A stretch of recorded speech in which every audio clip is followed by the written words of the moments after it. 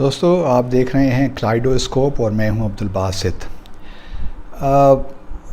मैं समझता हूं कि इस वक्त हमारी ख़ारजा पॉलिसी को जो सबसे बड़ा चैलेंज है वो बहुत से चैलेंजेस हैं, लेकिन एक बहुत बड़ा चैलेंज हमारे अमेरिका के साथ ताल्लुकात हैं और बिगड़ते हुए ताल्लुकात हैं। मैं तो यहाँ तक कहूँगा उसकी बहुत सी वजूहात हैं। अब उन सारी वजूहात का अहाता करना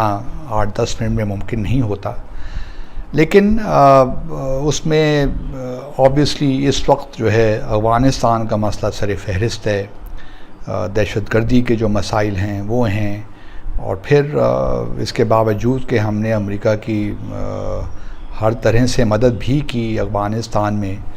लेकिन उसके बावजूद भी अब सारा जो है मलबा हम पे ही गिर रहा है। और ये ही मैं समझता हूँ कि हमारी ख़ारजा पॉलिसी को एक बहुत बड़ा चैलेंज जहाँ दरपेश है, वहाँ मैं ये भी ईमानदारी के साथ ये समझता हूँ कि हमारी सफारतकारी की नाकामी भी है। और ख़ास तौर पे अमेरिका के साथ जो ताल्लुकात हैं उनको हम अब इस नहज पे लेकर आ गए हैं कि अब बहुत कुछ गौर व फ़िक्र करने की ज़रूरत है, ताकि इस जो एक तनज़ुली का जो प्रोसेस है उसको अरेस्ट किया जाए, उसको मज़ीद नीचे ना जाने दिया जाए, और कुछ ऐसे इक़दामात लिए जाएं कि हमारी जो है मामलात कुछ बेहतरी की जानिब चलें। मैं ये तो नहीं कहता कि इतनी गुंजाइश मौजूद है कि अमेरिका के साथ हमारे ताल्लुकात स्ट्रेटिजिक नेचर के हो सकते हैं, वो मुमकिन नहीं है, लेकिन ये ज़रूर मुमकिन है कि हमारे ताल्लुकात में कुछ एतमाद पैदा हो, एक वर्किंग नॉर्मल रिलेशनशिप हो, इन्वेस्टमेंट्स हों, ट्रेड हो, गो के स्ट्रेटिजिकली हमारे इख्तलाफात रहेंगे। उसकी आप जानते हैं और बहुत सी वजूहात हैं, लेकिन जो है ये मुमकिन है, क्योंकि मैं बार बार यही कहता हूँ कि हमारा 10 लाख लोग पाकिस्तान ओरिजिन के या हेरिटेज के अमेरिका में रहते हैं, और हमारा एक बहुत बड़ा सरमाया है अगर हम उनको सही तौर पे इस्तेमाल करें। लेकिन हमने देखा है, और मुझे ये कहते हुए दुख भी होता है दोस्तों, क्योंकि मैं ख़ुद मेरा ताल्लुक़ फ़ॉरेन सर्विस ऑफ पाकिस्तान से रहा है, लेकिन सच्ची बात तो यही है कि हमारी सफारतकारी जो है पिछले कुछ सालों में बिल्कुल बुरी तरह नाकाम हुई है, मैं समझता हूँ। और हमने जो है इस पे तवज्जो नहीं दी, और चूँकि इस पे तवज्जो नहीं दी इसलिए हमने वहाँ पे ऐसे लोगों को तैनात किया जो उनमें कैपेसिटी ही नहीं थी। मुमकिन है कि उन्होंने बहुत कोशिश की हो अपने तहीं के ताल्लुकात को मामूल पे लाएं, लेकिन एक जो होती है कैपेसिटी वो नहीं हमने देखी, और इसकी वजह से ताल्लुकात में वो गर्मजोशी को वो हम देख रहे हैं कि मुसलसल जो है मामलात नीचे की तरफ जा रहे हैं। तो ये सूरत हाल को अब किस तरह ठीक किया जाए? देखिए, बाज़ औक़ात तो पॉलिसी डाइवर्जेंसेस तो हैं, वो रहेंगे जिस तरह मैंने पहले ज़िक्र किया, लेकिन कम से कम ये तो हम कर सकते हैं कि जो हमारा सफारत खाना है और कॉन्सुलेट्स जनरल हैं अमेरिका में, उनको तो हम कुछ ऐसे लोग वहाँ भिजवाएं जो वाकई जो चैलेंज है उसको ठीक तरीके से हैंडल कर सकें। और ख़ास तौर पे वाशिंगटन डीसी में मैं समझता हूँ, क्योंकि हमारे अब जो इस वक्त सफ़ीर हैं उनका शायद टेन्योर मुकम्मल हो गया है, तो अब नए सफ़ीर को भिजवाने का वक्त है। तो इस हवाले से कोई तजवीज़ देना एक बड़ा मुश्किल काम होता है कि किसको आप भिजवाइए,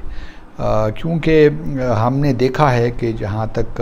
वाशिंगटन डीसी का ताल्लुक़ है, वहाँ जहाँ फ़ॉरेन सर्विस के करियर डिप्लोमेट्स रहे हैं, वहाँ हमने नॉन करियर लोगों को भी देखा है। साहबज़ादा याकूब ख़ान से लेकर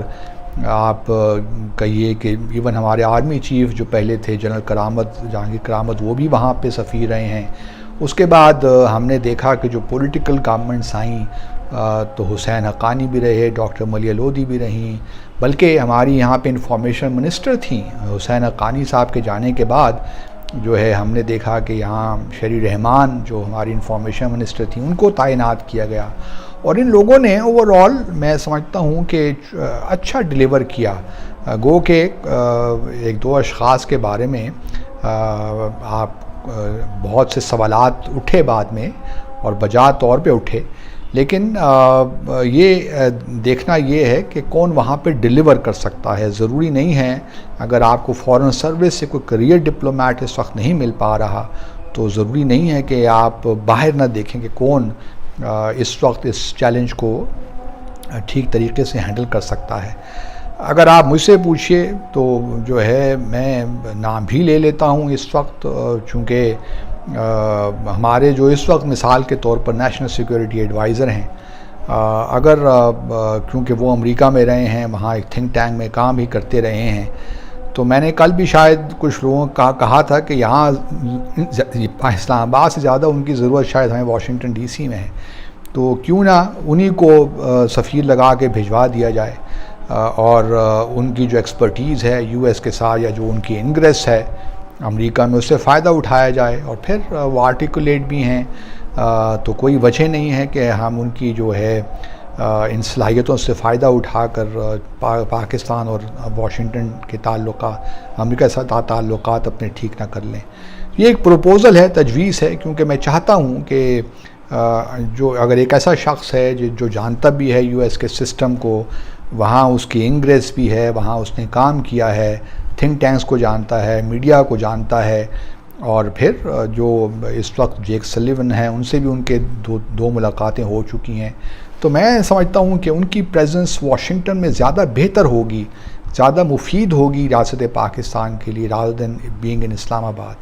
अब ये देखना भारत फैसला तो हुकूमत ने ही करना है, लेकिन एक तजवीज़ मेरे जहन में आई और ये मुमकिन है कि मेरे फ़ॉरेन ऑफिस से कलीग इससे इत्तेफाक ना करें। ठीक है, उनके अगर जहन में उनकी नज़र में कोई बेहतर शख्स है जो इस वक्त अमेरिका और पाकिस्तान के दरमियान जो बिगड़ती हुई सूरत हाल है, या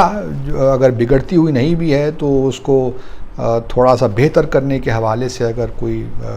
शख्स है तो बहुत अच्छी बात है, आई वुड वेलकम दैट। लेकिन मेरी नज़र में, मेरे ख़्याल में जो इस वक्त हमारे नेशनल सिक्योरिटी एडवाइज़र हैं वो शायद बेहतर डिलीवर कर पाएँ। और इसमें कोई पहली दफ़ा नहीं होगा, पहले भी इस तरह मैंने ज़िक्र किया, बहुत से लोग जो है नॉन करियर डिप्लोमेट्स वहाँ जाते रहे हैं, तो अगर ये एक तजुर्बा और भी कर लें तो अच्छा हो जाएगा, देख लिया जाएगा कि कितना वो डिलीवर कर सकते हैं, और मैं उम्मीद करता हूँ कि वो डिलीवर कर पाएंगे। और ताल्लुकात अगर अच्छे नहीं होते तो कम से कम उसमें मज़ीद इरिटेंट्स पैदा ना हो, मज़ीद पेचीदगियाँ पैदा ना हो, ये बड़ा इम्पॉर्टेंट है। और अब इस हुकूमत के पास देखिए तकरीबन 2 साल से भी कम का अरसा रह गया है, तो कोई हर्ज नहीं है अगर इस अरसे में हम ये करके देख लें, क्योंकि मुझे लगता ये है कि हालात कुछ बेहतरी की तरफ नहीं जा रहे बल्कि और मुश्किल होते जा रहे हैं हमारे लिए। तो ये एक जहन में मेरी तजवीज़ आई, मैंने कहा कि शेयर कर लूँ। बहरहाल हमारी तजवीज़ को कौन अहमियत देता है, लेकिन बहरहाल